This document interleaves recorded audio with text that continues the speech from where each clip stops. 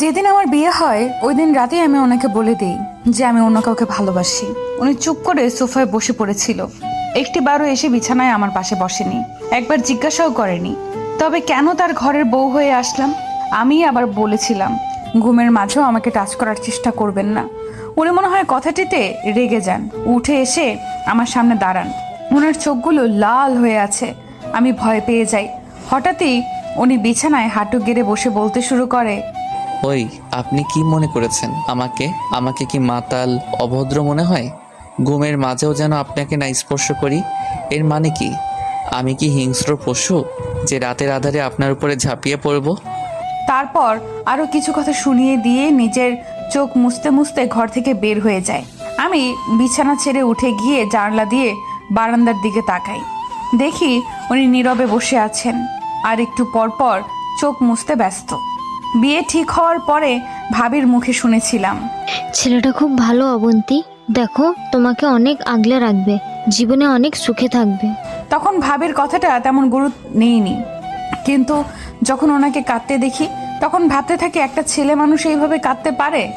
আমি যতটুকু জানতাম বিয়েটা ওনার মায়ের পছন্দেই হয়েছে। হয়তো ভাবছে আমার যে ওকে পছন্দ নয় এটা যদি ওনার মা জানতে পারেন তবে খুবই কষ্ট পাবেন। ওনার মা ব্রেন টিউমারের সাথে লড়ছিল, কবে মারা যায় কোনো ঠিক নেই, তাই সব সময় আমাকে বলতো, আমাকে আপনার পছন্দ না এটা ঠিক আছে, তবে প্লিজ যতদিন আমার মা বেঁচে আছে আমার মায়ের খেয়াল রাখবেন, কখনো মায়ের অযত্ন করবেন না।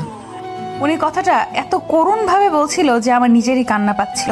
ওনার চোখেও বেদনার জল ঝলমল করছিল। চোখের পানি আড়াল করতে উনি আমার সামনে থেকে চলে যায়, আড়ালে গিয়ে চোখ মুছতে থাকেন। একদিন উনি তাড়াতাড়ি বাসায় ফিরে আসেন।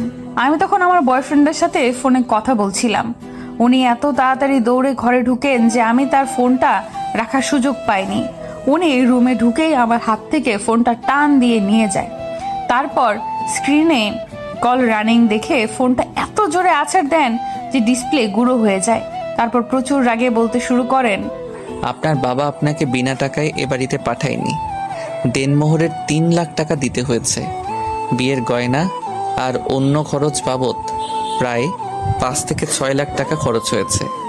12 বছরের সব জমানো ভালোবাসা আর টাকা দিয়ে তারপর আপনাকে এই বাড়িতে এনেছিলাম।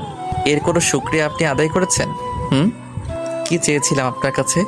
মোহরানার টাকা পরিশোধ করার পর আপনার উপরে আমার সম্পূর্ণ হক ছিল, তবুও এক মুহূর্তের জন্য আপনাকে স্পর্শ করিনি। বিয়ে করে আনার পর এ বাড়ির ছোট বড় কাজগুলো করাও আপনার দায়িত্ব ছিল, কিন্তু তাও কোনো দিন আপনাকে কিছু বলিনি। শুধু বলেছিলাম মাকে একটু দেখে রাখবেন। আর মা 1 ঘন্টা আগে তার খারাপ লাগার কথা বলেছে আমাকে ফোন দিয়ে।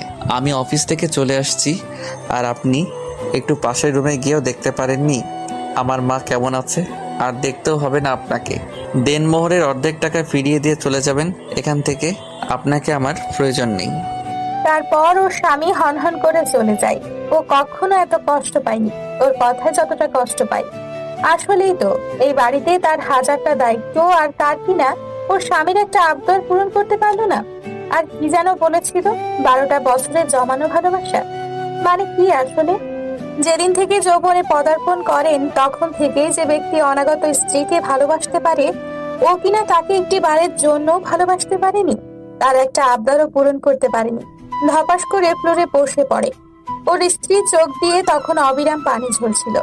সেই প্রথম ও মন ভরে কান্না করে। হঠাৎ করে মাইক্রোবাসের দরজা টানার আওয়াজে ওর স্ত্রীর হুঁশ ফিরে।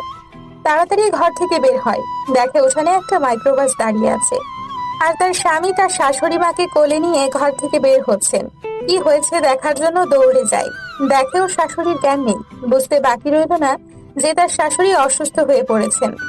ও ওর স্বামীকে কেবল বলল ও যাবে, কথাটা বলেই দৌড়ে রুমে চলে আসে। তাড়াতাড়ি বোরকাটা পরে রুম থেকে বের হয়।